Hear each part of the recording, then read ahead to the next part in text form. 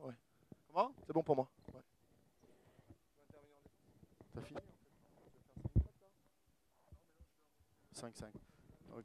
Ok. En continuité?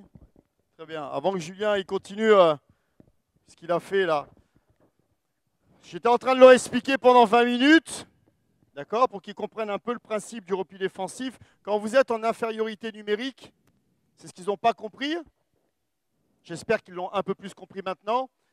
C'est sprinter, protéger la raquette, parce que je leur ai expliqué que quand on est en infériorité numérique, on ne défend pas sur des joueurs, on protège un territoire. Donc c'est sprinter et défense de zone. Sur le repli défensif, depuis tout à l'heure, je ne sais pas si je l'ai précisé, j'aurais peut-être dû, on est en train de parler de la gestion des 4 premières secondes du repli.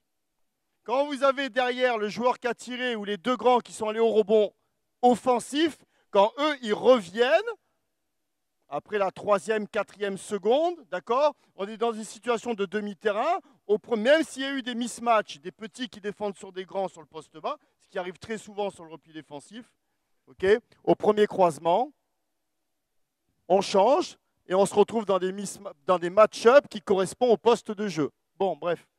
Donc finalement, je disais tout à l'heure, à 4 contre 3, quand on est 3 défenseurs, c'est défense de zone et on protège la raquette.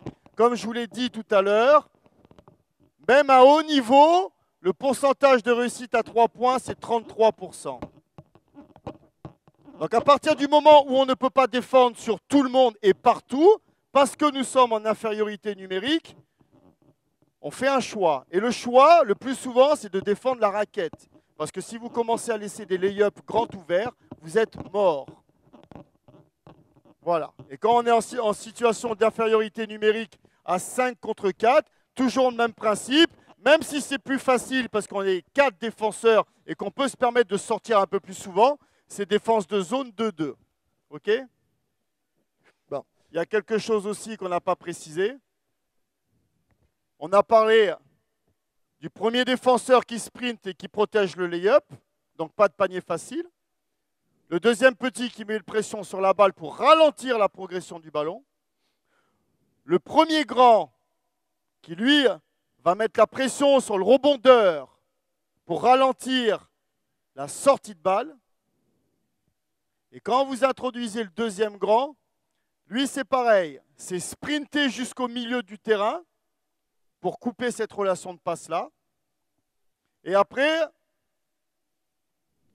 c'est interdire, parce que c'était un des principes de Julien, interdire au ballon de venir dans l'espace clé, le poste bas. Donc ça veut dire que votre premier grand, celui qui va arriver le premier sur le repli défensif, il va tout simplement batailler avec l'arrivée du premier trailer, okay, passer devant. Alors, après, en fonction, il y a différentes manières de défendre sur le poste bas, de 3/4. Moi, personnellement, je préconise de le laisser venir et au dernier moment, passer devant et le mettre dans le dos. Quoi qu'il arrive, il est hors de question sur le repli défensif de laisser l'ailier passer la balle sans pression et sans que la passe soit contestée sur le poste bas. Ça aussi, c'est un grand principe du repli défensif, pas de ballon intérieur. Jamais.